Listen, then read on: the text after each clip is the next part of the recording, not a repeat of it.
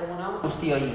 tenemos el gusto de presentarles la tercera jornada de la tercera Semana Europea de la Mediación. Una semana frenética que comenzamos el pasado lunes en Palacio de Condestable y que hoy clausuramos aquí, en el Archivo General y Documental de Navarra, para hablar de justicia restaurativa más allá de la mediación. Desde Mediación Navarra y Matuquio queremos dar las gracias a todos los colaboradores que habéis hecho posible que este foro de experiencias y transferencia de conocimientos sobre la mediación como herramienta en la solución de conflictos sea una realidad. Queremos dar las gracias al Departamento de Políticas Migratorias y Justicia por brindarnos su apoyo desde el primer día y acompañarnos en este apasionante viaje de la mediación. Gracias a Eduardo Santos, gracias a Rafael y a todo vuestro equipo que habéis hecho posible que la mediación esté presente en Navarra, esté presente hoy a nivel nacional con la presencia del ministro. Gracias, Rafael. Pues nada, tengo el gusto de presentarles a Rafael Sainz de Rozas, director general de Justicia. Eskerrik asko, Dani, egun guztioi, eskerrik asko etorri izateagatik. Tengo que empezar a pediros disculpas porque vengo de la primera de las reuniones que hemos hecho ahora con el ministro en esta jornada que pasa en Navarra y que hemos querido que empezase pues mostrándole nuestros proyectos de digitalización, el gestor procesal y demás. Por el hielo en Barajas ha salido muy retrasado y se nos ha ido retrasando la agenda. En todo caso, pediros disculpas y presentaros simplemente una serie de notas que quisiera comentar con vosotros y vosotras, personas especialistas como sois en el cambio de paradigma que supone la justicia restaurativa, como introducción a las aportaciones que a lo largo de la mañana escucharemos. Y he titulado esta idea, que me ha parecido una introducción adecuada, visto los contenidos que vendrán después: justicia restaurativa, víctimas y política criminal. Para resaltar precisamente que aunque los contenidos se van a centrar mucho a lo largo de la mañana hoy en una vertiente de la justicia restaurativa, que es la ejecución penal, muy interesante y además donde tenemos importantes apuestas como Gobierno de Navarra, hay que resaltar que en el ámbito penal la intervención restaurativa empieza antes. Tiene que ver con el abordaje de las situaciones generadas a partir de la comisión de un delito, ya desde la fase de la instrucción.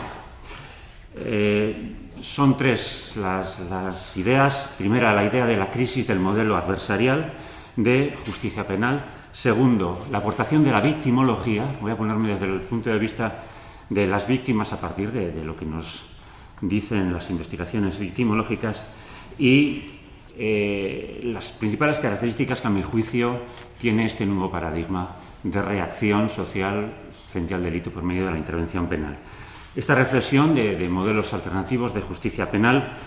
se inserta, como sabéis, como un contenido más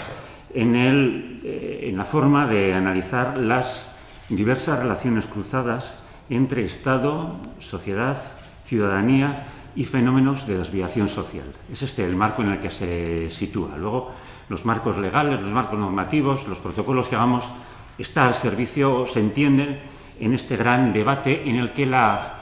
justicia penal convencional, que sabemos que concibe el delito básicamente como una lesión de una norma jurídica, donde la víctima principal, no la única, pero sí, teniendo en cuenta cómo se desarrolla el proceso, parece ser el Estado, de manera que todo el sistema está pensado para poder probar el hecho concreto del delito, lo cual, en no pocas ocasiones, y esto no es deseable, lleva a la no asunción de la responsabilidad del victimario sobre el hecho cometido contra una persona concreta, porque la burocracia estatal es la que juzga y castiga. Y esto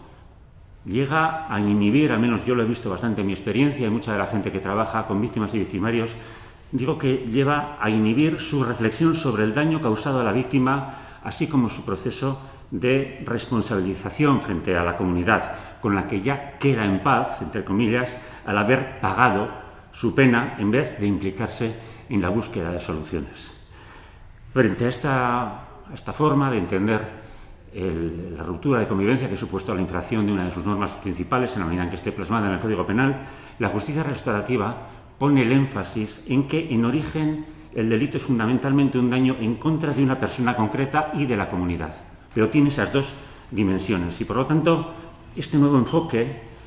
devuelve el papel protagonista del conflicto a las partes y a la comunidad, por supuesto, asistidos de profesionales, donde el papel del Estado, además, debe dar, como no puede ser de otra manera, validez jurídica al proceso, en su caso, a posteriori. Las víctimas, desde este nuevo paradigma,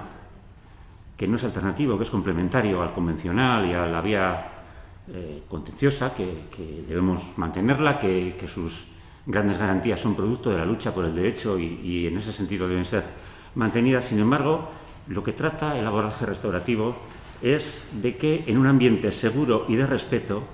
las víctimas satisfagan su necesidad de expresarse libremente, expresar el impacto que el delito ha tenido en sus vidas, recibir respuestas a las preguntas fundamentales que surgen de la experiencia de victimización y participar con los límites que pone la ley en la decisión acerca de cómo el ofensor deberá reparar el mal causado. Es decir, en el modelo adversarial de respuesta judicial, la solución aparece como un mecanismo de heterocomposición en el que las partes, particularmente la víctima, juegan con excesiva frecuencia un rol marginal o de mero testigo. Las partes podríamos decir que son despojadas de su conflicto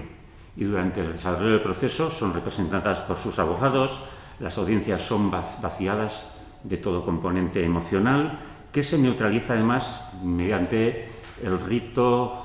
procedimental judicial, mediante el uso de un lenguaje codificado, de clasificaciones legales. En un buen número de supuestos, la sentencia y la publicidad de la condena se convierten en instrumentos que refuerzan el carácter ejemplar de la sanción, que debe tenerlo, pero donde la finalidad, esta disuasoria de prevención general, se sitúa incluso por encima de los intereses particulares de la víctima, porque lo único que se pretende es disuadir a potenciales infractores del ordenamiento penal o retribución pura. Muchas veces se asocia la idea de retribución pura con el deseo de la víctima. Veremos que no siempre es así, ni siquiera principalmente. El procedimiento judicial tradicional, en ese sentido, focaliza sus objetivos en la identificación de los hechos típicos que alteran el orden público, que producen atentados a bienes jurídicos, individuales o colectivos, que merecen el castigo. Y en esta manera, la reparación se concibe como una simple indemnización, como una consecuencia periférica, no tomando en cuenta la dimensión psicológica y social que estas infracciones causan a la víctima y, de forma más general, a la propia sociedad. No es este el caso de la justicia restaurativa, que, manteniendo todas estas finalidades de la pena, que son ciertas, son necesarias y están previstas constitucionalmente,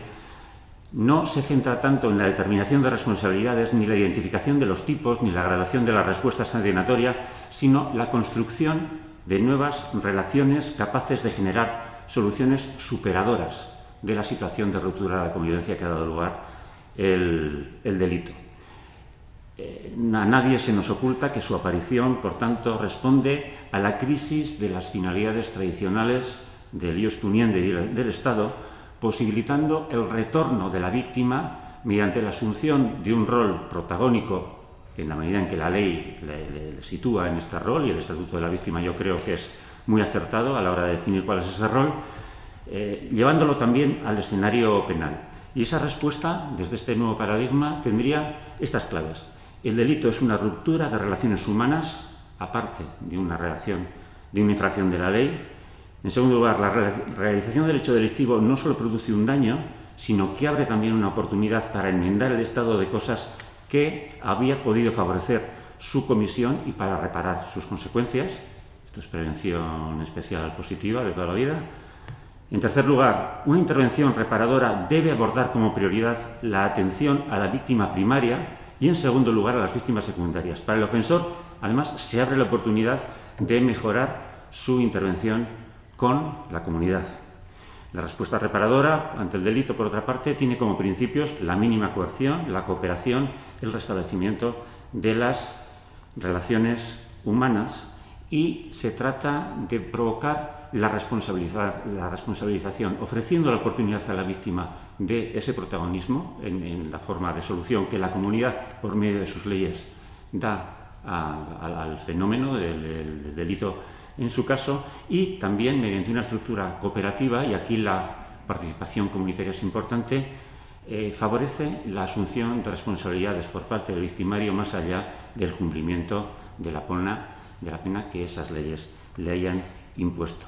Y en ese sentido creo que cobra una funcionalidad muy clara el estudio de las necesidades de las víctimas a partir de lo que nos cuenta la victimología. Suele asociarse, como sabéis, la calidad democrática de un sistema con la existencia de una relación dialogada entre sociedad y poderes públicos. Pero para eso es necesario que los poderes públicos y quienes los gestionamos en un momento determinado tengamos la capacidad, la inteligencia emocional y la humildad necesaria para identificar las carencias y disfunciones en el sistema de garantías y, en particular, en los mecanismos de los que este sistema se dota para atender a las personas que en su interacción social han visto atacados sus derechos o legítimos intereses. Cuando las víctimas acuden a los juzgados, como bien sabéis, para tratar de hacer valer esos derechos o esos intereses ante la justicia, necesariamente tienen muchas expectativas, que van desde el contenido de la resolución final hasta el trato que recibirán, pasando por el tiempo que habrá que transcurrir hasta que sea adoptada la resolución o hasta que sea cumplida de forma efectiva, o el coste que tendrá para ellas el procedimiento, tanto en términos económicos como emocionales. La frustración de estas expectativas a veces tiene que ver con el sentido de la resolución. Entonces, ante eso no hay mucho que decir, aparte de que se recurra en la medida en que exista la posibilidad de hacerlo. Pero hay otras ocasiones, y a estas me quiero referir, en que esa frustración se debe a que el sistema de justicia, tal como está concebido en la actualidad, muestra una excesiva lentitud y formalismo, o adolece de falta de los medios adecuados para ponderar el cúmulo de factores, a veces contradictorios, que componen una realidad necesariamente compleja. Y es que el recurso a los tribunales, por causas más estructurales, coyunturales, muchas veces resulta insuficiente, cuando no disfuncional, para hacer frente al modo en que esa realidad incide sobre los derechos de las personas, y en particular de las víctimas de los delitos. Por lo tanto, quisiera dar 5 claves que yo creo que indican cuál es el conocimiento de la realidad que nos proporciona la victimología. La primera, la necesidad de que las políticas públicas de atención a las víctimas no respondan al impacto social o mediático del hecho que les ha convertido en víctimas, sino a una respuesta planificada e integral de la problemática en la que se encuentran, basada en datos, en análisis cualitativos que permitan conocer la magnitud del fenómeno sobre el que se pretende intervenir. Muchas veces, en nombre de las víctimas, acudimos a un populismo punitivo que, en términos de ejecución penal, tiende a cercenar cualquier posibilidad de las que en este momento ya da el Código Penal o la Ley Orgánica General Penitenciaria o el Reglamento Penitenciario. No es por ahí por donde hay que ir atendiendo a esta primera clave. Segunda, hemos aprendido también que la respuesta de los poderes públicos no puede ser uniforme para todas las personas que entran en una determinada categoría de víctimas. Es necesaria adaptarla atendiendo a su vulnerabilidad de cada una, atención a factores como el género, la extranjería, la integración social o la salud. Esa vulnerabilidad, por otra parte, exige que las medidas adoptadas en relación con el hecho inmediato que causó la victimización sean acompañadas por otras dirigidas a apoyarla de forma integral, porque es que la condición de víctima ha de ser provisional. Si se cronifica, es que algo estamos haciendo mal desde los poderes públicos. En cuarto lugar, a la hora de definir el objetivo de los servicios de atención a las víctimas, sobre todo en violencia de género, además, no se debe olvidar que la victimología muestra que es ese apoyo el que muchas veces produce el necesario proceso de empoderamiento del que surge la decisión de iniciar una nueva vida. Y, en mi experiencia al menos, es ese empoderamiento el que hace que la gente sea mucho más asertiva, pero a la vez generosa a la hora de contemplar procesos de inserción socio-laboral de quienes fueron sus victimarios y participar en ellos, desde esa interacción, desde esa corresponsabilización. Siempre en el marco de la ley, siempre en el marco de una intervención comunitaria, pero dando la importancia a esa dimensión de atentado contra los derechos de la persona. Desde ahí también tiene sentido algunas de las cosas de las que después se hablarán a la hora de plantear el paradigma restaurativo en el abordaje de los delitos. Y por último, las experiencias de mediación penal ponen de manifiesto algo que ya venían apuntando desde hace mucho tiempo en las investigaciones victimológicas, que es lo que os acabo de decir, la generosidad de las víctimas al afrontar el proceso y que sus intereses principales son la reparación, la restauración de la situación anterior al conflicto y la resolución del conflicto hacia el futuro. Por lo tanto, terminando, se trata de arbitrar un sistema que prime la información, la reparación y la escucha de las víctimas como derechos de éstas en el proceso, buscando evitar la victimización secundaria y promover en la medida de lo posible la implicación de la comunidad en la prevención y la resolución de los conflictos, así como la responsabilización del victimario. Como he dicho antes, esto no es una alternativa a la vía